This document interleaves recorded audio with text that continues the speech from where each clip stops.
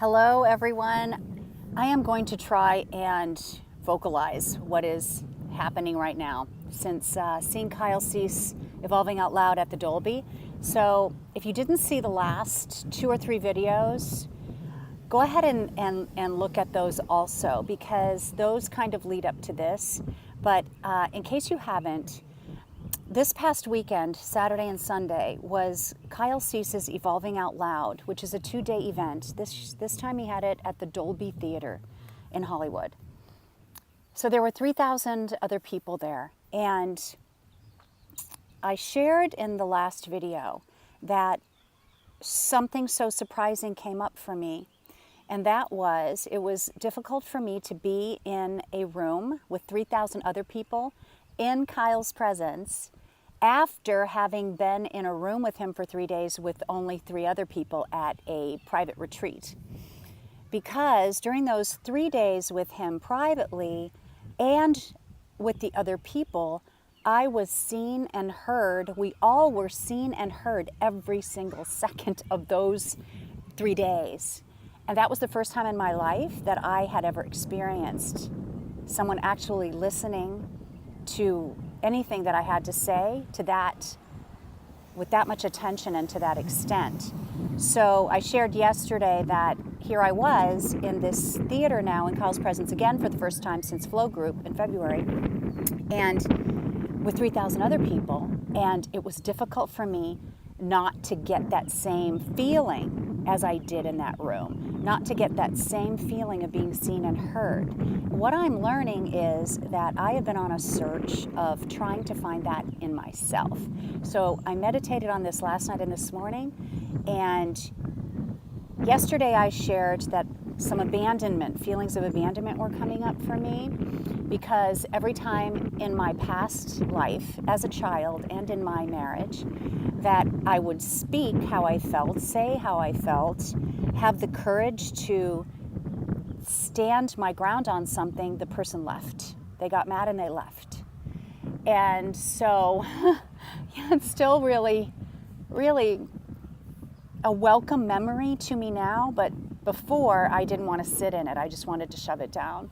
Now I'm grateful for them to come up, because it's what I need to sit in to let it be seen, because that memory and how I feel about being abandoned like that emotionally is calling for me to see it and hear it. It's the part of me that wants to be seen and heard, and I am going to do that for myself. Anyway, what I was going to say today is, after meditation last night on this and today, I realized that the abandonment that I feel came up again for me, not only because of Flow Group, but it actually has to do with men in general. The collective, for me, it's representing the collective thing that I have been searching for outside of myself the whole time. So this was my first experience to see other men.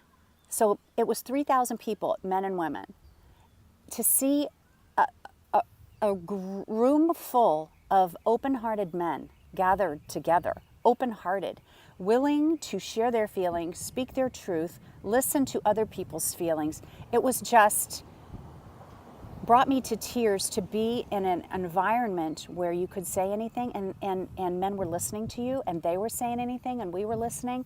And it was the first time I saw men and women together, equally open and equally compassionate and sharing love with each other on such a deep, raw level. It was just crazy. So I came today to sit near a tree, because the trees are my favorite peaceful place to sit. And it reminds me of the patience I need to have with myself in recognizing and allowing space for all these things to come through in the time that they're supposed to come through for me. So what I saw in this example of men being open-hearted showed me that it actually existed out there, because my whole life I've been trying to get it. I've been trying to get it for myself, to beg people for it, and to beg people for the affirmation for myself. And I just kept trying and trying and trying to change people in order to get that for myself. So I have never seen it, but this was it's like when I saw this, I went, oh my God, this actually exists. I've been trying for 58 years to actually get it, and it actually exists, which also made me realize that I never had it, that this whole time in my life I've never had it. See, this is going to be hard for me to verbalize. It showed me that it actually does exist, that what I've been looking for actually does exist. And the fact that I've been trying to find it so badly and make it come to me, I was never able to find it because that was me grasping and reaching and trying to get it instead of just seeing that it exists, being. Kyle always says, who do we need to become to allow what is going to be aligned with us, to allow what is aligned with us to actually meet us. And I was being the person that wasn't connected to myself and trying to get it outside of myself. And it showed me that it does exist and that I have gone my whole life without having it. And then all this sadness came up that everything that I've ever wanted is actually out there.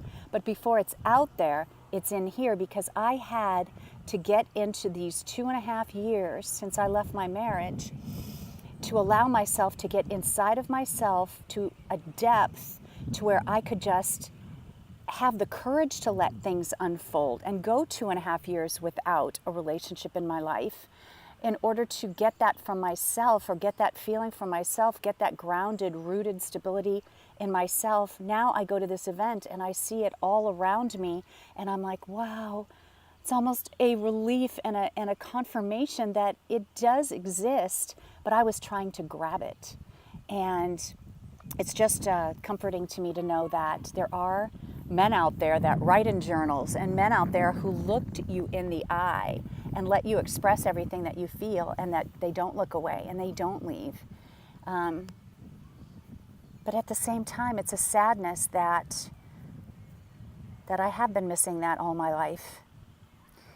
So it's sad, and I love that, because I want to meet that sadness for everything that it has to teach me, and I'm ready to sit in it, because sitting in that sadness and sitting in the knowledge that there are men out there. I have a great idea. I have a great idea now of what my calling is asking me to do, what my soul is asking me to do. I have a number of ideas actually, and I'm taking action on them as soon as I hang this phone up. So yeah, so this is the first day after the Dolby. Wait, is this Monday? Yeah. Wow. Wait, is this Monday? No, it's Tuesday. Oh my God. Kyle Cease does this to you.